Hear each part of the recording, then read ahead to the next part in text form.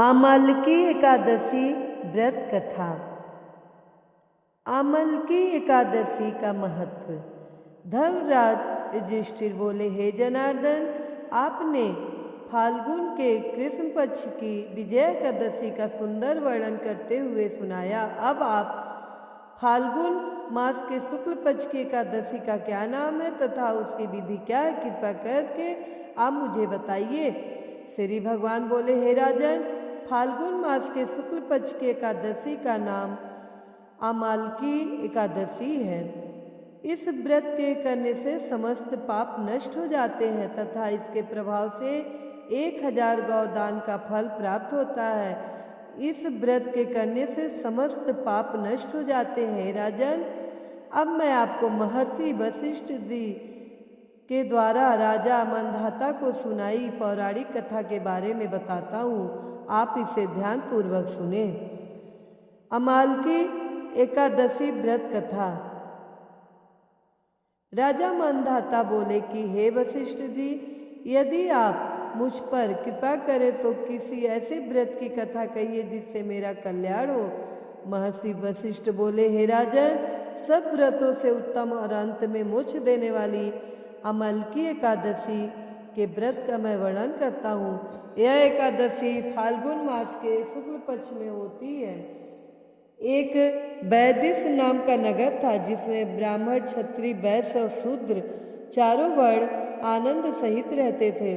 उस नगर में सदैव वेद ध्वनि गूंजा करती थी तथा पापी, दुराचारी तथा नास्तिक उस नगर में कोई नहीं था। उस नगर में चैत्ररथ नाम का चंद्रवंशी राजा राज करता था। वह अत्यंत विद्वान तथा धर्मी था। उस नगर में कोई भी व्यक्ति दरिद्र व कंजूस नहीं था। सभी नगरवासी विष्णु भक्त थे और आबाल वृद्ध स्त्री पुरुष एकादशी का व्रत किया करते थे। एक समय फाल्गुन मास के शुक्ल पक्ष की आमलकी एकादशी आई। उस दिन राजा, प्रजा तथा बाल वृद्ध सबने हर्षपूर्वक व्रत किया।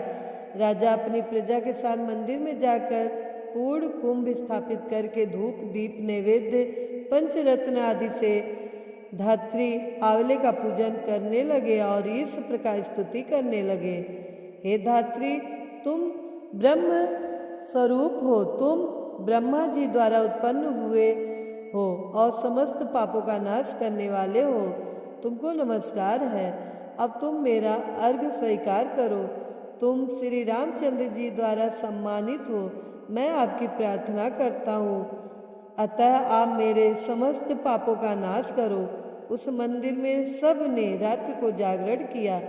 रात के समय वहाँ एक बहेलिया आया जो अत्यंत पापी और दुराचारी था। वह अपने कुटुंब का पालन जीव हत्या करके किया करता था। भूख और प्यास से अत्यंत व्याकुल वह बहेलिया इस जागरण को देखने के लिए मंदिर के कोने में बैठ गया और विष्णु भगवान तथा एकादशी महात्म्य की कथा सुनने लगा। इस प्रकार अन्य मनुष्यों की भांति उसने भी सारी रात जाकर बिता दी। प्रातःकाल होते ही सब लोग अपने घर चले गए तो बहेलिया भी अपने घर चला गया। घर जाकर उसने भोजन किया। कुछ समय बीतने के पश्चात उस बहेली की मृत्यु हो गई। मगर उस आमलकी एकादशी के व्रत तथा जागरण से उसने राजा विदुरथ के घर जन्म लिया और उसका नाम वसुरथ रखा गया। विवाह होने पर वह चतुरंगिनी सेना सहित तथा धन्य धान्य से युक्त होकर 10,000 ग्रामों का पालन करने लगा। वह तेज में सूर्य के समान, क्रांति में चंद्रमा के समान, वीरता में भगवान विष्णु के समान और क्षमा में पृथ्वी के समान था। वह अत्यंत धार्मिक, सत्यवादी, कर्मवीर और विष्णु भक्त था। वह प्रजा का समान भाव से पालन करता था। दान देना उसका नित्य कर्तव्य था। एक दिन राजा शिकार खेलने के लिए गया। देव योग से वह मार्ग भूल गया और दिशा ज्ञान न रहने के कारण उसी वन में एक वृक्ष के नीचे सो गया। थोड़ी देर बाद पहाड़ी मलेच्छ वहाँ पर आ गए और राजा को अकेला देखकर मारो मारो शब्द करते हुए राजा की ओर दौड़े। मलेच्छ कहने लगे कि इसी दुष्ट राजा ने हमारे पिता, माता, पुत्र, पौत्र आदि अनेक संबंधियों को मारा है तथा देश से निकाल दिया है, अतः इसको अवश्य मारना चाहिए। ऐसा कहकर वह मलेच्छ उस राजा को मारने दौड़े और अनेक प्रकार के अस्त्र शस्त्र उसके ऊपर फेंके।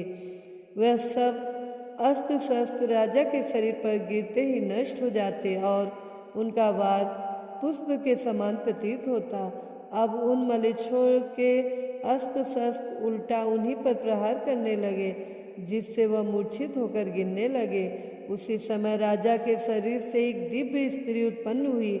वह स्त्री अत्यंत सुंदर होते हुए भी उसकी भ्रुकुटी टेढ़ी थी। उसकी आंखों से लाल लाल अग्नि निकल रही थी, जिससे वह दूसरे काल के समान प्रतीत होती थी।